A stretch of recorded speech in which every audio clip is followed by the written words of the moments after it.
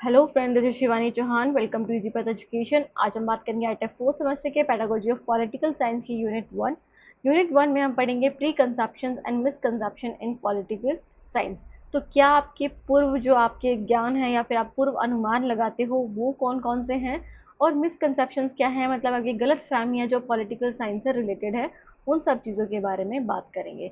Start करते हैं। सबसे पहले देखेंगे कि प्री कंसेप्शंस कौन कौन से हैं पॉलिटिकल साइंस में। सो बेसिकली उससे पहले आप मतलब समझो कि प्री कंसेप्शंस होते क्या हैं। सो बेसिकली अगर आप हिंदी में देखो तो पूर्व अनुमान लगाना। ठीक है, मतलब पहले से ही आप डिसाइड करके चल रहे हो। फॉर एग्जाम्पल, आप कभी एरोप्लेन में बैठे नहीं हो, बट फिर आप फिर भी ये सोच रहे हो, बैठे भी नहीं हो, कभी एक्सपीरियंस भी नहीं किया, फिर भी आप ये सोच रहे हो कि एरोप्लेन के दरवाजे खुल जाएंगे अगर हम बैठेंगे तो, या फिर वो गिर जाएगा, है ना। तो मतलब पहले से जो चीज़ें आप सोच कर चल रहे हो, जो आपने कभी एक्सपीरियंस ही नहीं करी, तो वो आपके पूर्व अनुमान होते हैं। सो miss preconceptions are belief or understanding student already have before formal instruction। तो अगर हम पॉलिटिकल साइंस के पॉइंट ऑफ व्यू से बात करें तो प्री कंसेप्शंस क्या हुए, उनके बिलीफ जो वो सोचते हैं और उनकी अंडरस्टैंडिंग, उनकी समझ about they have before the formal instruction. कि जो फॉर्मल इंस्ट्रक्शन मतलब क्लास में जो उनको पढ़ाया जा रहा है उससे पहले उनके किसी चीज़ के बारे में उनकी क्या प्री कंसेप्शंस है। फॉर एग्जाम्पल दैट इज, आपने कॉमर्स कभी नहीं पढ़ी होगी 10th तक, है ना। कॉमर्स मतलब अकाउंटेंसी या फिर आप बोल सकते हो बिजनेस स्टडीज। सो आप क्या समझोगे, अकाउंटेंसी में तो मतलब बस प्लस माइनस मल्टीप्लाई और यही है, बस बहुत इजी सब्जेक्ट है, तो आपने कभी पढ़ा नहीं, उससे पहले ही आप उसके प्रति एक पूर्व अनुमान लगा लेते हो। सब में भी पार्शली करेक्ट, तो कुछ तो थोड़े बहुत करेक्ट भी होते हैं, बट ऑफन नीड क्लैरिफिकेशन। पर उसके लिए एक क्लैरिफिकेशन चाहिए होती है, सही सटीक उसका आंसर चाहिए होता है, और रिकंटेक्चुअलाइजेशन उसका ज़रूरी होता है कि आप किस कंटेक्स्ट में उसकी बात कर रहे हो, वो बहुत ज़रूरी होता है। क्योंकि आपने अभी उसके बारे में पढ़ा नहीं, तो आपके पास उसकी मिस इन्फॉर्मेशन है या फिर कंप्लीट इन्फॉर्मेशन नहीं है। तो इनकम्प्लीट इन्फॉर्मेशन होना किसी चीज़ का, आपको पूरे अच्छे से नहीं पता, बस थोड़ा थोड़ा उसके बारे में पता, और आप वैसे ही अपनी नॉलेज झाड़ रहे हो। तो प्री कंसेप्शन जो पूर्व अनुमान है, जो आपने पहले से ही बना के रखे हैं। सो क्या क्या है पॉलिटिकल साइंस में। So first is, politics is only about politician and election. तो लोग ये भी मानते हैं, बच्चे भी मानते हैं कि पॉलिटिक्स में बस यही है कि पॉलिटिशियंस कौन होते हैं, राजनेता कौन होते हैं, और इलेक्शंस कैसे होते हैं, बस इन सब चीज़ों के बारे में है। तो student may not see politics in everyday life. Okay, example school council, protest movements, decision making at home. तो बेसिकली पॉलिटिक्स तो हर जगह है। आजकल बातचीत भी होती है इन सब चीज़ों से रिलेटेड, कि हर जगह आप किसी भी फील्ड में देख लो, वहाँ पे पॉलिटिक्स है। पॉलिटिक्स मतलब आप कैसे एक अच्छे ढंग से, मतलब एक ऐसे एनवायरनमेंट में जहाँ पे वो अच्छा भी नहीं है, बट फिर भी आप अपने आप को स्ट्रॉन्ग बना के रख रहे हो, फिर भी आप एक लीडरशिप का रोल निभा रहे हो, या फिर एक अच्छे एनवायरनमेंट में भी कैसे अपने आप को खुद को उठा रहे हो, मतलब खुद के बारे में, खुद दूसरों के राइट्स के बारे में कैसे सोच रहे हो, आप अपने राइट्स के बारे में कैसे सोच रहे हो, किसी को हक कैसे दिला रहे हो, जस्टिस कैसे दिला रहे हो। सो बेसिकली हर चीज़ में स्कूल की काउंसिल से लेकर आपके घर के डिसीजन मेकिंग में भी पॉलिटिक्स चलती है। Okay, so government is only about rules and punishment. तो गवर्नमेंट हमारी है वो सिर्फ इसलिए होती है कि उन्हें सिर्फ वो बनाना होता है, रूल्स बनाने होते हैं और पनिशमेंट देनी होती है, बस इनका यही काम है। ये हमारे प्री कंसेप्शन होते हैं। So student may not grasp the role of government in welfare. तो स्टूडेंट क्या है, स्टूडेंट उनके रोल के बारे में नहीं जानते हैं पहले से, उनको बताना होता है, उनको पढ़ाना होता है उन सब चीज़ों के बारे में। तो स्टूडेंट के पास ज़्यादा इन्फॉर्मेशन नहीं होती कि गवर्नमेंट का क्या काम है, वो कैसे वेलफेयर के लिए काम करती है। डिफरेंट ऑर्गेनाइजेशंस हैं जो गवर्नमेंट के होते हैं, जो फ्री में या फिर बहुत ही मिनिमल से प्राइस में आपको सर्विसेज प्रोवाइड करते हैं, राइट्स प्रोटेक्शन के लिए काम आते हैं, और सर्विस डिलीवरी में भी आपको जो गवर्नमेंट है वो हेल्प करती है। जैसे पोस्ट ऑफिस सर्विस हो गई हमारी, या फिर कोई भी जैसे गवर्नमेंट से रिलेटेड है, फॉर एग्जांपल आप रेलवे लगा लो। तो बेसिकली बहुत सारी चीज़ें ऐसे जो गवर्नमेंट से रिलेटेड है, जो हमारे हेल्प करती है, चाहे वो सेंट्रल हो, चाहे वो स्टेट हो, चाहे वो दैट इज आप बोल सकते हो district level government. Okay, so democracy means everyone gets what they want. तो डेमोक्रेसी का मतलब क्या है, थर्ड प्रीकंसेप्शन क्या है। तो डेमोक्रेसी का मतलब ये सोचते हैं कि everyone gets what they want, कि जो भी वो सोचते हैं डेमोक्रेसी में वही उनको मिल जाता है। फॉर एग्जांपल, आप सोच रहे हो कि आपका नेता कोई भी XYZ कोई भी हो, और आपको वो मिल जाता है। ओके, या फिर आप कोई भी चीज़ डिमांड करते हो, आप दैट इज़ प्रोटेस्ट करते हो, तो आपको वो भी मिल जाता है, मतलब आपकी जो डिमांड्स है वो सारी सुनी जाती हैं। सो बेसिकली स्टूडेंट्स में equate democracy with unlimited freedom. तो स्टूडेंट ये सोचते हैं कि डेमोक्रेसी का मतलब है कि आपको हर तरह की आज़ादी है, not realising it involves debate, compromise and laws. But उनको ये नहीं पता होता कि उसमें डिबेट की मतलब आपको लड़ने की ज़रूरत होती है, आपको अपनी बात रखने की ज़रूरत होती है, कॉम्प्रोमाइज़ भी बहुत ज़्यादा करना होता है, और लॉज के आपको लॉज में अबाइड होकर सारी चीज़ें करनी होती हैं, है ना? मतलब लॉज के अकॉर्डिंग जो रूल्स और रेगुलेशंस है उसके अकॉर्डिंग आपको काम करना होता है। So the next one is rights are absolute and individual. तो राइट्स जो है वो बिल्कुल सही हैं, बिल्कुल हर तरह से सही हैं, और वो इंडिविजुअल बेसिस पे हैं। ओके, हर लोगों, हर सभी के राइट्स के बारे में सुना जाता है। So learners may not understand rights in relation to duties. तो राइट्स का मतलब राइट तो है, बट उनका रिलेशन है ड्यूटीज से, कि आपके भी कुछ अधिकार हैं, आपके अधिकार हैं तो आपकी भी कुछ रिस्पॉन्सिबिलिटीज है, कुछ ड्यूटीज है जो आपको निभानी होगी। जैसे राइट टू स्पीच है, इसका मतलब आप ये तो नहीं ना कि अब्यूजिव लैंग्वेज यूज कर दोगे और बोल दोगे मुझे तो राइट टू स्पीच था, है ना? राइट टू फ्रीडम है, आपको आज़ादी है आपको, इसका मतलब ये तो नहीं ना कि आप 12 बजे दैट इज सड़कों पे जाके फिर दारू पियो या फिर अल्कोहल यूज करो या फिर गलत गलत काम करो, तो वो सारी चीज़ें नहीं होती हैं। ओके, और आइडिया ऑफ कलेक्टिव राइट्स, ठीक है, तो ये समझते हैं लर्नर्स, इसके बारे में नहीं समझ पाते कि आपके जो राइट्स हैं वो आपके ड्यूटीज से रिलेटेड है, कि आपकी कुछ फंडामेंटल ड्यूटीज भी है जो आपको फुलफिल करनी होती है। ओके, और आइडियाज ऑफ कलेक्टिव राइट, और सबको मिला के वो होता है, मतलब सबका होता है, बट ऐसा नहीं कि इंडिविजुअल बेसिस पे होता है, ये सबका होता है। ओके, कलेक्टिव बेसिस पे होता है। सो अगर हम हिंदी में बात करें तो राजनीतिक विज्ञान में पूर्व धारणाएं कौन कौन सी हैं? So after that is misconceptions in political science. तो मिसकंसेप्शंस क्या है? सो मिसकंसेप्शंस का क्या मतलब है? गलत फहमी जो आपको हो जाती है, और इनकरेक्ट बिलीफ, कि जो बिल्कुल ही गलत होते हैं, बिल्कुल ही जो गलत आप सोचते हो, दैट परसिस्ट डिस्पाइट एविडेंस और फॉर्मल टीचिंग, कि आपको एविडेंस भी मिल गया फिर भी आप उसके बारे में गलत सोच रहे हो, और फॉर्मल टीचिंग भी करा दी आपको, मतलब आपको पढ़ा भी दिया फिर भी आपके मन में वो चीज़ नहीं घुसी जो टीचर बताना चाह रही थी, नहीं आप सोच पाए उन सब चीज़ों के बारे में। So these can obstruct deep understanding and critical thinking. इस वजह से आप किसी भी कॉन्सेप्ट के बारे में बिल्कुल गहन अध्ययन या फिर गहन समझ आपकी बन ही नहीं पाएगी, और एक क्रिटिकल थिंकिंग में भी आपको क्या करेगा? ऑब्स्ट्रक्ट करेगा, मतलब रुकावट डालेगा।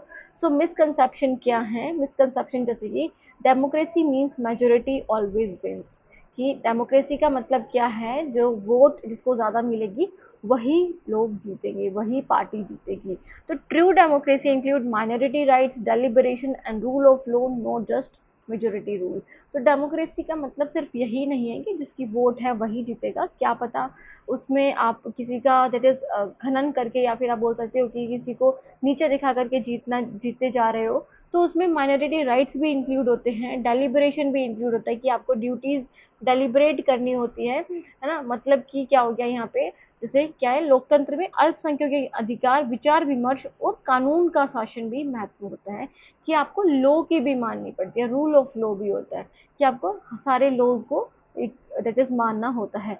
अब जैसे किसी ने कोई जीत गया मेजोरिटी का लेकर, मेजोरिटी वोट लेकर, बट बाद में पता चला कि ये दैट इज इसने बहुत गलत, दैट इज इलीगल एक्टिविटीज से जीता है। सो बेसिकली वहाँ पे वो हार ही जाएगा, वहाँ पे उसको लॉ के अकॉर्डिंग भी चलना होता है। Okay, after that is all political leader are correct. तो ऐसा भी लोगों की दैट इज आप बोल सकते हो मिसकंसेप्शन है कि सारे पॉलिटिकल लीडर्स करप्ट होते हैं, सारे भ्रष्टाचार होते हैं, भ्रष्टाचारी होते हैं। तो सिनिज्म may block student from appreciating ethical leadership and reform. It's important to introduce examples of integrity. इसका क्या मतलब है? इसका मतलब है कि यह सोच विद्यार्थियों में हमेशा निराशा पैदा करती है। सिनिज्म का क्या मतलब है? कि वो निराशा पैदा करती है कि सारे राजनेता भ्रष्ट होते हैं, कोई भी किसी के काम नहीं आता, सबको पैसे की जरूरत होती है। तो छात्रों को ईमानदार नेताओं के उदाहरण भी दिखाने चाहिए। फॉर एग्जाम्पल, एग्जाम्पल तो मुझे, example that is APJ Abdul Kalam, a great leader, है ना? Great leader. या फिर आप बोल सकते हो दैट इज अटल बिहारी वाजपेयी, है ना? तो बहुत सारे ऐसे लीडर्स हैं, दैट इज आप बोल सकते हो सुषमा स्वराज। लाइक मुझे ये पर्सनली बहुत अच्छे लगते हैं, मतलब ऐसे लीडर जो एक देश का उत्थान बहुत अच्छे से कर सकते हैं, मतलब वो देश के लिए सोचना, ठीक है। तो बेसिकली ये क्या हो गया कि आप ये नहीं बोल सकते कि सारे नेता भ्रष्ट होते हैं। आप कुछ एग्जाम्पल्स दे सकते हो बच्चों को, बच्चों का ये भ्रम या फिर ये मिसकंसेप्शन दूर करने के लिए। Okay, after that is the next one is the secularism means opposing religion. तो सेक्युलरिज्म का मतलब होता है कि आप क्या कर रहे हो, किसी भी दूसरे रिलीजन को ओपोज कर रहे हो, मतलब आपको वो दूसरा रिलीजन नहीं चाहिए होता, बस एक ही रिलीजन होना चाहिए, ऐसा नहीं होता सेक्युलरिज्म का। सेक्युलरिज्म का मतलब क्या होता है, धर्मनिरपेक्ष। निरपेक्ष कैसे लिखेंगे, थोड़ा ध्यान रखें, ठीक है। सो धर्मनिरपेक्ष का क्या मतलब होता है कि आप सभी रिलीजन को वैल्यू दे रहे हो, सभी रिलीजन को वैल्यू दे रहे हो, उनकी बातें मान रहे हो, उनके जो भी रूल्स रेगुलेशंस है उनका आदर कर रहे हो, है ना। तो ओपोजिंग का ओपोजिंग नहीं होता इसका मतलब कि आप उसको सप्रेस कर रहे हो, आप उस पर दबाव डाल रहे हो, फिर आप बोल रहे हो कि हमारा सिर्फ एक ही राष्ट्र होना चाहिए, वो नहीं होता। So in a secular democracy like India, secularism means equal respect for all religion, not hostility toward religion। कि आप किसी को क्या नहीं कर सकते, आपको किसी भी, दैट इज भारतीय संदर्भ में धर्मनिरपेक्षता का अर्थ है सभी धर्मों का समान सम्मान, कि आपको सभी धर्मों का सम्मान करना है, ऐसा नहीं कि आप उनको कब्जा कर लो या फिर आप उनको हटा दो, है ना। तो ऐसा नहीं होता है, तो ये भी एक मिसकंसेप्शन रहता है, बहुत ज़्यादा आप बोल सकते हो। फिर आ जाता है the constitution is fixed and can not be change, कि जो आपका कॉन्स्टिट्यूशन होता है वो फिक्स्ड होता है, वो कभी चेंज नहीं हो सकता, मतलब जैसे बना था दैट इज इन 1950s, है ना। तो वैसा ही है आपका कॉन्स्टिट्यूशन जो लागू हुआ था 1950 में। ओके, सो वैसा ही है, उसके बाद कोई चेंज नहीं हो सकता। सो बेसिकली ये भी एक मिसकंसेप्शन है। तो ये लिविंग डॉक्यूमेंट है कि आप अपने अपडेशन के अकॉर्डिंग उसमें चेंजेस कर सकते हो। ओके, लिविंग डॉक्यूमेंट है, सब्जेक्ट टू अमेंडमेंट्स। अमेंडमेंट्स क्या होते हैं, बेसिकली हम आम भाषा में बोले तो चेंजेस कर सकते हो। Okay, to reflect social and political changes. तो जो भी सोसाइटी में चेंजेस आ रहे हैं उसके अकॉर्डिंग आप उसमें चेंजेस कर सकते हो। पॉलिटिकल सिस्टम जैसे चेंज हो रहा है आप उसके अकॉर्डिंग भी कर सकते हो। तो अपने रूल्स एंड रेगुलेशंस जो अभी इस टाइम में जो प्रिवलेंट है, जो ज़रूरी है, उनको आप इंक्लूड कर सकते हो। ओके, तो उसके बाद आ जाता है प्रेसिडेंट रूल्स द कंट्री। तो हमारी जो प्रेसिडेंट है, हमारे जो प्रेसिडेंट है, कौन है प्रेसिडेंट, कमेंट में ज़रूर बताना। ओके, हमारे इंडिया के प्रेसिडेंट जो अब हैं। सो रूल्स द कंट्री, तो ये प्रेसिडेंट जो होते हैं वो ही रूल करते हैं कंट्री को। So student may not understand the parliamentary system where the prime minister is the head of the government. So basically rule country पे प्रेसिडेंट नहीं करते, सबसे बड़े सिटीजन या फिर सबसे फर्स्ट सिटीजन माना जाता है प्रेसिडेंट वो हमारे। बट स्टूडेंट को पार्लियामेंट्री सिस्टम के बारे में बताना बहुत ज़रूरी होता है, उन्हें लगता है कि वो सबसे बड़े लेवल पे आते तो इट मीन्स कि वो रूल करते, नहीं। पार्लियामेंट्री सिस्टम अलग है, मतलब उन जो गवर्नमेंट है वही हमारे देश पे शासन करती है। ओके, जो अभी जैसे हमारे इंडिया में कौन सी गवर्नमेंट है, BJP, that is Bharatiya Janata party. तो वो उनके जो प्राइम मिनिस्टर होंगे उनका अधिकार होगा, वो हमारे देश पे शासन करेंगे, उनके रूल्स इम्प्लीमेंट होंगे, ठीक है। जो वो देश के हित में चाहेंगे वही सारी चीज़ें होंगी। So when the prime minister is the head of the government. Okay, prime minister होता है head of the government. After it is politics has no place in school. तो पॉलिटिक्स जो है वो स्कूल में नहीं होती है, पॉलिटिक्स सिर्फ पार्लियामेंट में होती है, दैट इज राज्यसभा में, लोकसभा में। ओके, इधर ही होती है, स्कूल्स में या इंस्टीट्यूशंस में नहीं होती है। सो ये गलत है, सबसे बड़ी गलत बात है। तो हर जगह आप देखोगे जहाँ पे भी सोसाइटी है, जहाँ पे भी लोग हैं, वहाँ पे पॉलिटिक्स होना बहुत ज़्यादा ज़रूरी या फिर होती ही है। Okay, participatory activities, student councils and debates are part of political learning.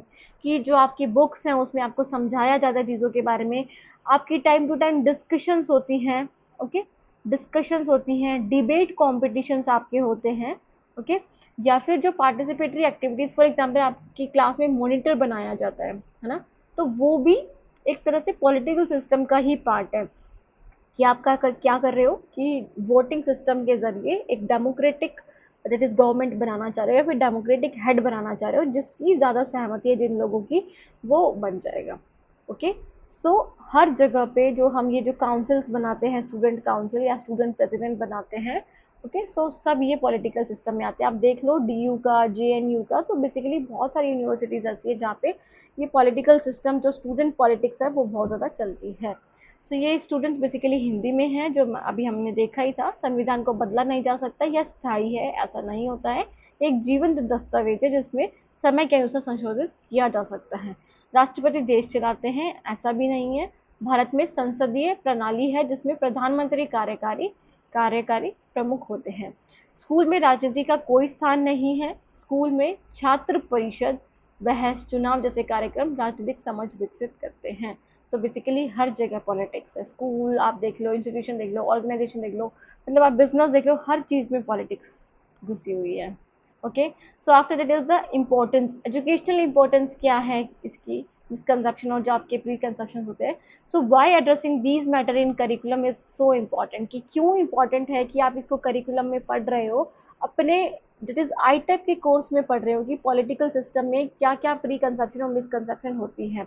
तो ये तो आप अपनी तरफ से भी बना के इसके पॉइंट लिख सकते हो अपने पॉइंट ऑफ व्यू के अकॉर्डिंग, कि आपको क्या क्यों लगता है कि ये जो मिसकंसेप्शन और ये प्री कंसेप्शन है उनको आपको समझना सबसे पहले ज़रूरी है, क्योंकि तभी तो आप बच्चों के प्री कंसेप्शन और मिसकंसेप्शंस दूर हटा पाओगे।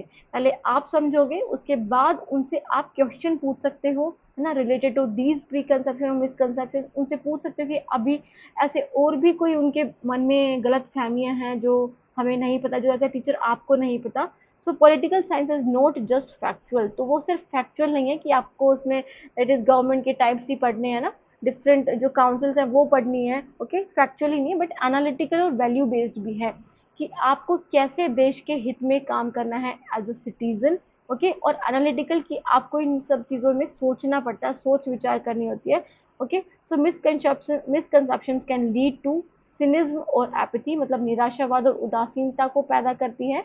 जब आप में मिसकंसेप्शन होती है कि आपकी बात आपको लगता है कि मानी ही नहीं जा रही है, आपकी कोई वैल्यू ही नहीं है, ऐसा आपको लगता है जब आपके अंदर मिसकंसेप्शंस भरी होती हैं। ओके, इनटॉलरेंस और एक्सट्रीम नेशनलिज्म, असहिष्णुता और या अति राष्ट्रवाद, है ना, एक्सट्रीम नेशनलिज्म। सो बेसिकली जब आपके अंदर मिसकंसेप्शंस होती है तो आपको लगता है कि हिंदुस्तान या फिर इंडिया आप बोल सकते हो वो एक हिंदू राष्ट्र है। बल्कि जब हम पढ़ते हैं अपनी बुक्स में तो हमें सिखाया जाता है कि India is a secular country. Secular का मतलब क्या है, कि सेक्युलर का मतलब ये नहीं कि सिर्फ हिंदू राष्ट्र, सेक्युलर का मतलब है जो भी यहाँ पे जिस भी तरह के लोग हैं आपको हर रिलीजन की रिस्पेक्ट करनी है, respective of any other that is discrimination type. Okay, कोई भी फैक्टर में कोई भी डिस्क्रिमिनेशन नहीं होना चाहिए। सो पैसिव सिटीजन अगर आप हो तो ये भी मतलब पैसिव सिटीजन बनाता है आपको कि आप फिर चीज़ों में इंक्लूड ही नहीं होना चाहते, है ना। अब ये होता है कि आप बस क्या करते हो कि निष्क्रिय नागरिकता आपके अंदर रहती है, कि अब मुझे इन्वॉल्व ही नहीं होना। फॉर एग्जाम्पल गर्ल्स में बहुत ज़्यादा होती है कि अगर वो कभी जैसे अपने मिसकंसेप्शंस ले आती हैं, तो जो दैट इज़ मैन होते हैं या फिर जिनको ज़्यादा पता है इन सब चीज़ों के बारे में, तो वो उनको मजाक उड़ा के और ये सारी चीज़ें करके फिर वो बोलती है, वो पैसिव सिटीजनशिप बन जाते हैं कि वो कभी ना वोट देने जाते हैं, ना कभी वो अपना हक जानने की कोशिश करते हैं, क्या कंज्यूमर राइट्स हैं उनके, क्या है, कुछ नहीं। ओके, सो एड्रेसिंग दैम फोस्टर, अगर आप इसको एड्रेस कर लो, देख लो बच्चों के अंदर कि ऐसा भी कुछ है, तो इससे क्रिटिकल थिंकिंग इंप्रूव होगी बच्चे की, इन्फॉर्म पार्टिसिपेशन बनेंगे कि आप पार्टिसिपेशन करोगे, आपको सारी इन्फॉर्मेशन के बारे में पता होगा, और respect for diversity and dialogue, कि आप डाइवर्सिटी के प्रति रिस्पेक्ट करोगे, और डायलॉग मतलब आप बातों में भी इन्वॉल्व होंगे जो भी आपके देश के हित के लिए या फिर देश के अगेंस्ट के लिए जो बातें होती हैं। सो स्टूडेंट बेसिकली ये सारा हिंदी में है, आप इसका स्क्रीनशॉट ले लेना। ओके, मैंने उसको समझा दिया इजी तरीके से। After that is pedagogical strategies to address preconception and misconception. देखो अगर आपका ये क्वेश्चन आता है 8 मार्क्स 16 मार्क्स में, तो आपको सारी स्लाइड ही कंप्लीट करके लिखनी है। ओके, छोटे 4 मार्क्स के क्वेश्चन में आता है तो आपकी मार्किंग स्कीम आपके यूनिवर्सिटीज़ के ऊपर मैटर करती है। सो बेसिकली छोटे मार्क्स में आप छोटा इन द सेंस कि 4 to 6 मार्क्स वाला है, तो आप सिर्फ ये प्री कंसेप्शन और मिसकंसेप्शन कंसेप्शन लिख सकते हैं। ओके, सो पेडागोजिकल स्ट्रेटजीज क्या है, कि आप क्या स्ट्रेटजीज रणनीतियाँ यूज़ कर सकते हो, कैसे आप पढ़ा सकते हो, ताकि आप इन प्री कंसेप्शन को पहले ही देख लो, बच्चों के अंदर मिसकंसेप्शन को देख लो। सो सबसे पहले तो क्वेश्चनिंग टेक्निक्स, तो बच्चों को जब आप पढ़ा रहे हो तो उनको क्वेश्चन दैट इज पूछने का भी मौका दो। ठीक है, पूछो उनसे कि क्या उनके बिलीफ है किसी चीज़ के बारे में, और फिर जो वो बोलते हैं उनकी जो दैट इज संरचनाएं हैं जो वो सोचते हैं, उस पर फिर आप गाइड करो उनको। अगर आपको लगता है कि कुछ गलती है तो आप उसको गाइड कर सकते हो केस स्टडीज के जरिए। So use real life democratic struggles, कि आप डेमोक्रेटिक स्ट्रगल्स के बारे में बताओ, भगत सिंह के बारे में बताओ आप। ठीक है, डिफरेंट लीडर्स के बारे में बताओ जिन्होंने दैट इज डेमोक्रेसी के लिए, डेमोक्रेसी पाने के लिए कितनी लड़ाई लड़ी है, कितने स्ट्रगल किए हैं। कॉन्स्टिट्यूशनल डिबेट्स के बारे में उन्हें रियल लाइफ में बताओ और क्लास में भी आप एंगेज कर सकते हो बच्चों को कॉम्पिटिशन्स के थ्रू। ओके, रोल प्ले और सिमुलेशंस कराओ कि डिफरेंट जो महानेता हैं या लीडर्स हैं, या फिर मॉक इलेक्शंस करा सकते हो, स्टूडेंट पार्लियामेंट बना सकते हो, डिबेट करा सकते हो बच्चों की। ओके, तो मतलब रियल ऐसा आप एनवायरनमेंट क्रिएट कर सकते हो क्लास में भी कि सच में ही ये इधर लोकसभा और राज्यसभा चल रही है।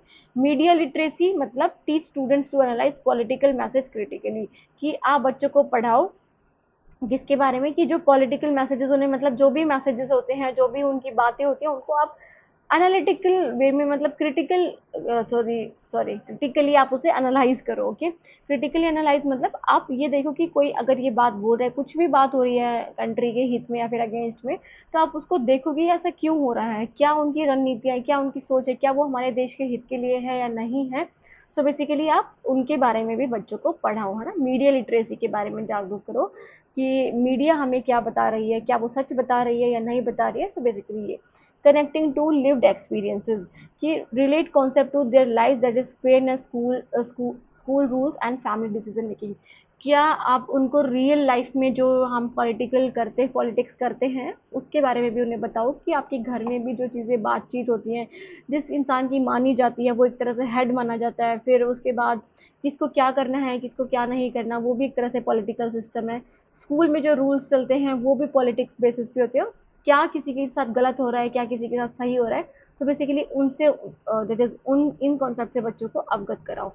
After that is comparative examples to show how different democracies functions, example India versus USA. तो आप बच्चों को दिखा सकते हो कि डिफरेंट डेमोक्रेसीज कैसे वर्क करती है, डिफरेंट गवर्नमेंट कैसे वर्क करती हैं। ठीक है, अब डेमोक्रेसी सिर्फ एक टाइप की ही नहीं है, डेमोक्रेसी कई कंट्री ऐसी भी हैं जो अपने आप को डेमोक्रेटिक बोलती हैं बट है नहीं।